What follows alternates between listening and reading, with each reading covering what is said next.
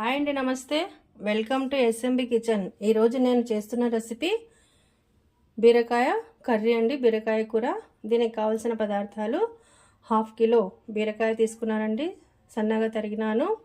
దానికోసం మళ్ళీ 2 medium size tomatoes, 1 medium size onion cut చేసినాను, కొద్దిగా మెంతం కూర, తగినంత ఆయిల్, అల్లం వెల్లుల్లి పేస్టు, పసుపు, ఉప్పు, కారము, ధనియాల పౌడరు. ముందుగా మనము ఒక ప్యాన్ పెట్టుకొని స్టవ్ వెలిగిద్దామండి.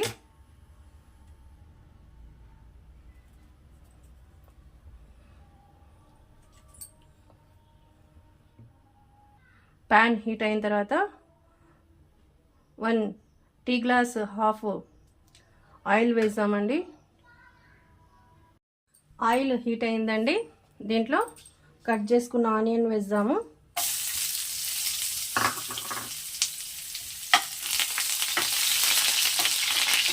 ఇది బ్రౌన్ కలర్కి రావాలండి. ఇది మధ్యలో కలుపుతూ ఉండాలండి.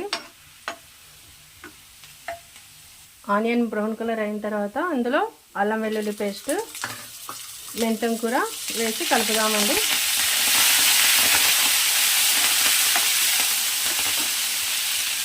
తర్వాత దీంట్లో పసుపు వేద్దాము.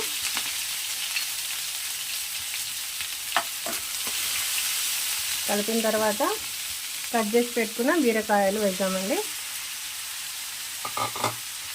తర్వాత ఉప్పు, కారము, తగినంత కారము, ఈ ధనియాల పౌడరు వేసి కలుపుదామండి.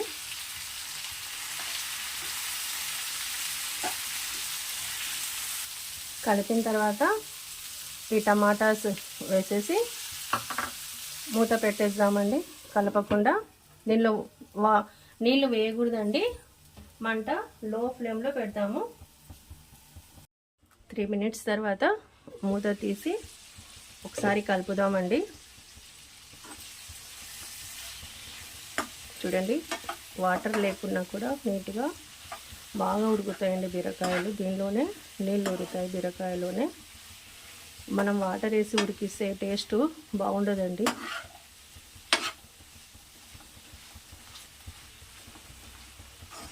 మెత్తగా బాగా ఉడుకుతున్నాయి. లో ఫ్లేమ్లోనే పెట్టాలండి మంట.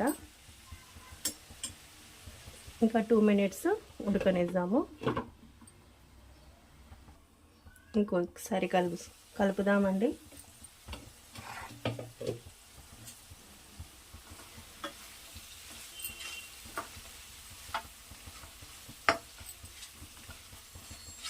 ఇంకొంచెం ఉడకాలండి.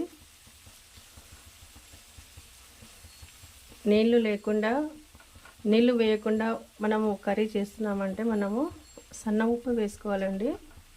నేను లావు ఉప్పు వేసాను, ఇంకొంచెము కరగాలి ఉప్పు.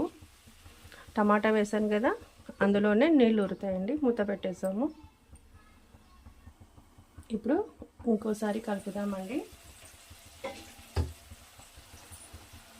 చూడండి, మన టేస్టీ బీరకాయ కర్రీ రెడీ అయిపోయిందండి. చాలా టేస్ట్గా ఉందండి. మీరు కూడా తప్పకుండా ట్రై చేయండి. దీన్ని సర్వ్ చేసుకుందాం వేడివేడిగా. ఇదిగోండి, వేడి బీరకాయ కర్రీ రెడీ అయిపోయిందండి. మీరు కూడా తప్పకుండా ట్రై చేయండి. ఈ కర్రీ రోటీలో అయినా చపాతీలోకైనా చాలా టేస్ట్గా ఉంటుందండి. మనం వేడి అన్నంలో కలుపుకొని తిన్నా కూడా చాలా బాగుంటుంది, టేస్ట్గా ఉంటుందండి. నా ఛానల్ సబ్స్క్రైబ్ చేయండి, లైక్ చేయండి అండి. థ్యాంక్ యూ అండి.